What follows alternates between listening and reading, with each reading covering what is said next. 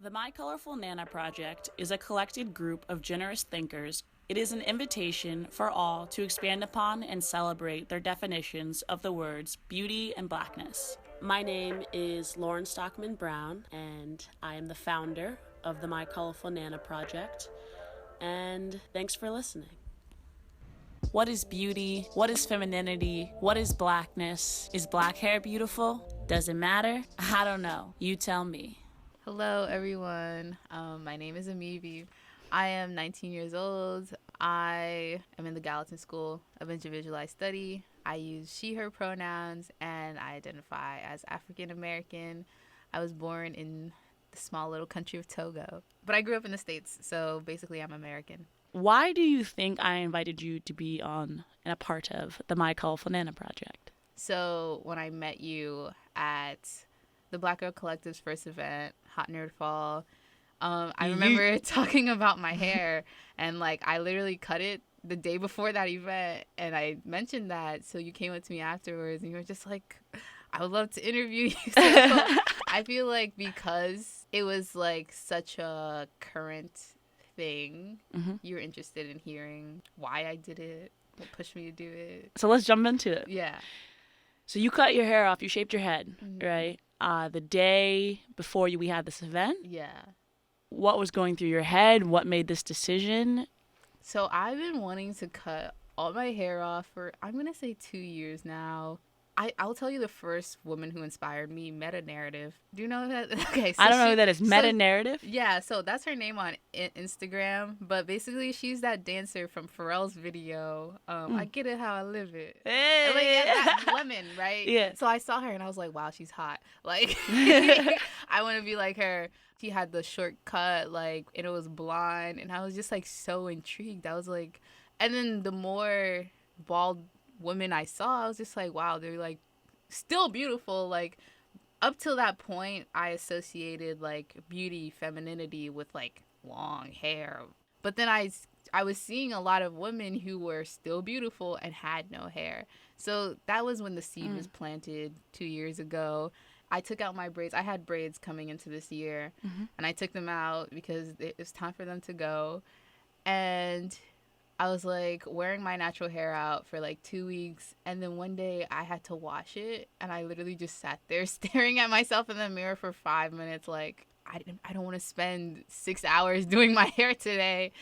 So I made right then and there, I made an appointment with this barber that I asked a girl I knew that got her hair done by, and I just made the appointment. I was like, all right, Monday, we're getting it all cut off.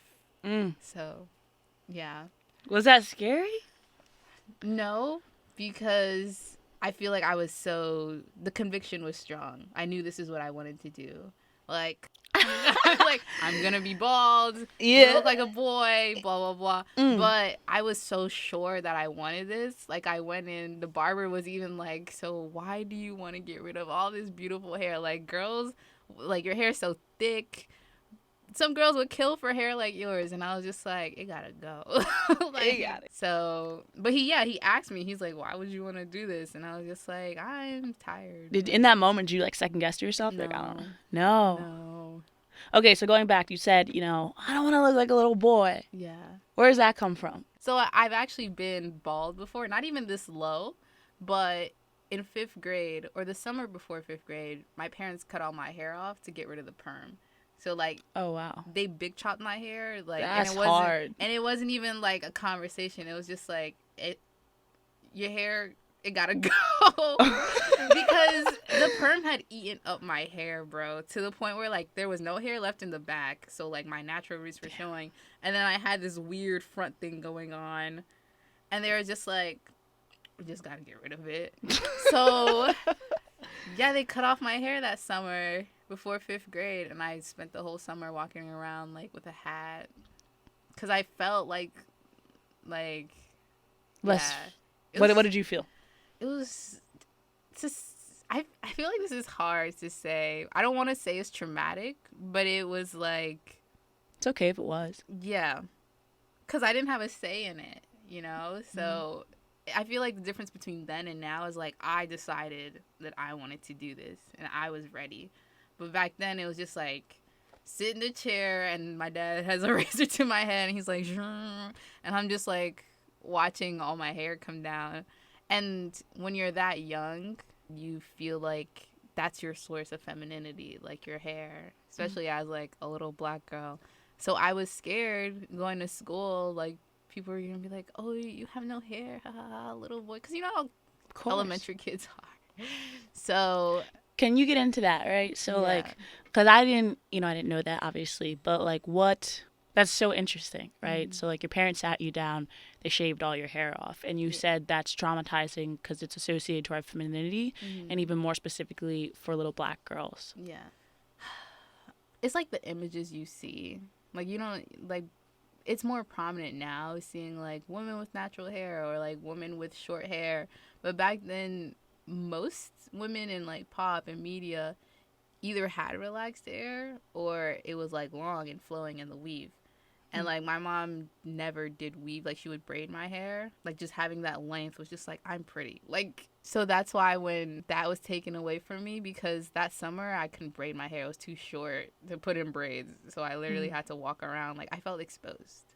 I felt, like, super vulnerable. I didn't like it. I wasn't ready. I haven't told my parents. What? That I cut all my hair off. You haven't told your parents? No. They'll find out Thanksgiving. How long has it been?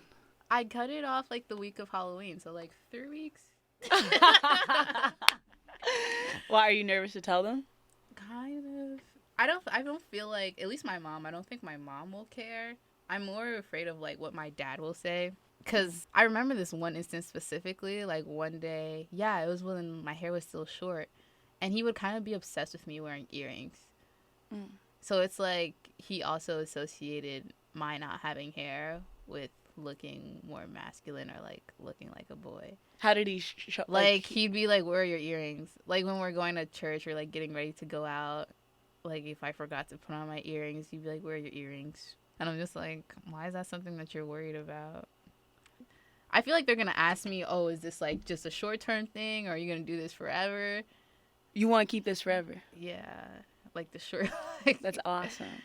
Cause I've embraced it. I've gotten nothing but compliments, and I feel so free. Like the amount of time that I have on the weekends now to just do other things other than dealing with my hair. Like I'll spend the most amount of time I spent doing my hair is 14 hours. So I was just like 14 hours. Yes. 14 hours sitting down and doing your hair. Yes. So now you have time. Yes. Yeah. And freedom. Yes. Explain that. Freedom as in, cause like honestly, I've had those days where I just like, I'm not going out because my hair looks a mess. So freedom in the terms of like how my appearance is, because honestly with short hair I look the same every day. I'm not so dependent on how my hair looks before I like go out. For a period of time I wore like wigs, and I would not leave my dorm until my wig was like attached to my head and like in a certain way before I left. So that took an extra amount of time in my morning routine. Because and then, right, it's not like I would just do my hair, I would do my makeup. Has your relationship to other stereotypical feminine activities or things changed since you shaved your head, such as makeup? Yeah. So I've always enjoyed wearing makeup, but I didn't start until like high school because that's when like I had my own source of income. I like wore makeup a lot, but like my skin was, I guess what you would say, fine, so I didn't really need it. And actually I went the whole summer without wearing it because I didn't like how it made me feel when it was hot. And I started the school year off with like kind of like, I'm not going to wear makeup because I was like, oh, I don't need to do that. But it kind of shifted when I cut all my hair off because I was still in that like, although I was not scared to get all my hair cut off, there was still that premise where I was like, I'm scared that I'll look like a boy. So I would wear makeup. Like I wore makeup to the barbershop to get my hair cut off. And I was like, it was kind of like, you know, my defense. It was like, okay, there's no way I'm going to look bad because I'm wearing makeup, you know? And it's only been 3 weeks since I've had my hair cut off. But I will say almost every day I've worn makeup since then. Very interesting. Yeah. So I wasn't sure when I asked you that question. I wasn't sure if it was going to be like, oh, like, no, like, I don't even think about makeup anymore because, like, no hair makes me feel free. So everyone else, like, you know. To be completely honest, I might please. be more reliant on makeup now that I don't have hair. Because it's just like, okay, I don't have to worry about my hair, but now, like, my face is, like, front and center. Because, I forget who I was having a conversation with, but they said something really that had me thinking. I think it was my video art professor, because I'm doing a project in his class about my hair.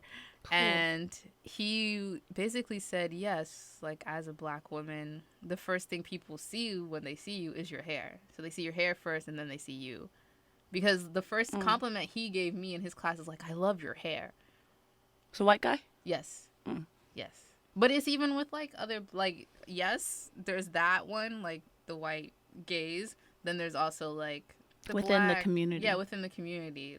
People do compliment me on my hair. So it's just like, yes, they see your hair first, and they're just like, oh, yes, you, person. But then now there's no hair. So it's like you're forced to see me first. And because I'm now hyper conscious of, like, people see my face, and then there's no hair. Or there's little hair. That's really lovely. So now, because there's no hair, so people see your face first. There's nothing to hide behind. What is that like? I've been growing into my vulnerability, to say the least. And despite the makeup part, I feel more confident with short hair. Let's get into it. I feel way more confident because honestly, I am getting to a point where, like, I'll wake up and I'll be like, I don't have time to put on makeup today, and just go. But definitely in the beginning, like the first week, like, I'd wake up and be like, I have to put on makeup. But now I'm like, it's the third week and I'm just like, no, not today. Like, I'll put on makeup if I feel like it. So I'm growing into that. It's, like, been a learning thing. But I feel like my confidence level is just, like, nobody can tell me anything because I know how I look. And I was afraid in the romantic sphere. Oh, let's hear it. How? Do you like men? You like women? Somewhere in between? Yeah, somewhere in between. Cool. Definitely it's bald women who inspired me to go bald. So I definitely feel like I'm attracted to not just bald women, obviously, but like a new sexuality has formed. Yeah.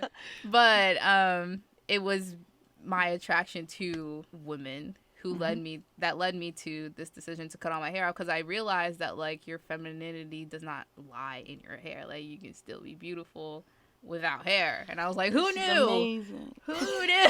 Right? Like, I was still concerned about, like, how my dating life would be, or, like, if guys would still find me attractive, because I feel like, I don't know, that's just something you think about. Yeah. Because I'm single. Like, will I now be not ugly to all the male species, but, like, will that get in the way of something with someone? And what I realized is that if I had to ask myself that question, then that person's probably not worth it. Facts. So that's, like, something that came in and out real quick.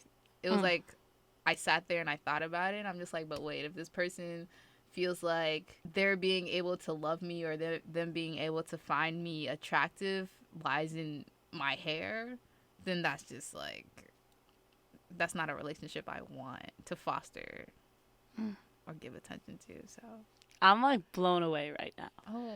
Like, I really am. Like, doing this work, like, hearing all these conversations, I talk to so many different kinds of people on a weekly basis. This is our 8th episode. So I've been doing, So I've been doing this for 2 months, right? And that's just the series aspect of it. So I've been doing this work for 2 years, right? So hearing the perspectives and knowing my own relationship to my hair, and, like, hearing, like, all the things that we have to go through and understand, like, it never even really occurred to me. It was just like, what would it feel like to not even have hair?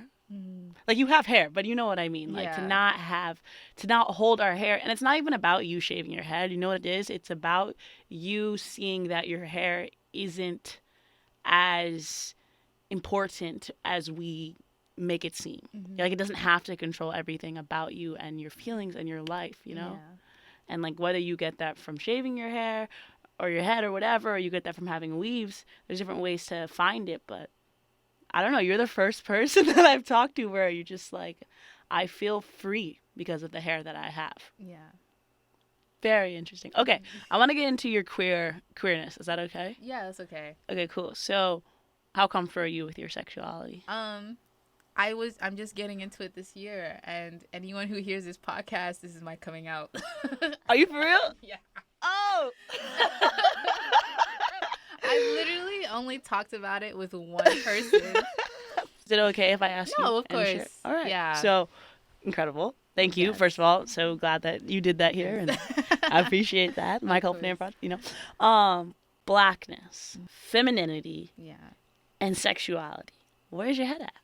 I feel like every conversation that I enter, what I identify as comes into play, because especially in like academic settings or like settings where like I'm in kind of like a debate with people about issues that affect us as a whole in society, people try to kind of be like, oh, but you have to think about it logically, forget about who you are, blah blah blah. And I'm just like, but no, me as a black woman, me as by identifying me as, you know, how I look does come into play, because that affects how I'm treated. So I don't get how people like to disconnect who they are as a person from the issues that affect them and other people. Like I cannot do that. And I don't think people should do that, because it removes the human element. I don't know, people don't like to look at it from the human perspective. Okay, so then my last question. Young black girl, Yes. let's take you. You just got your hair shaven off by your dad. Mm-hmm. What would you tell her? You're still beautiful, no matter what anyone says. Like, smile. Yeah, that's what I tell her. Awesome. Okay, cool. Incredible. How'd that feel for you? That was cool for you? Yes. That was cool? That was lovely. Lovely. All right. Refreshing. Thank you so much for being here. Thank you for having me. Of course, it means so much to me that you shared so much and you were so open. I'm so excited to share this with you all. Thanks for thinking generously, and see you next week.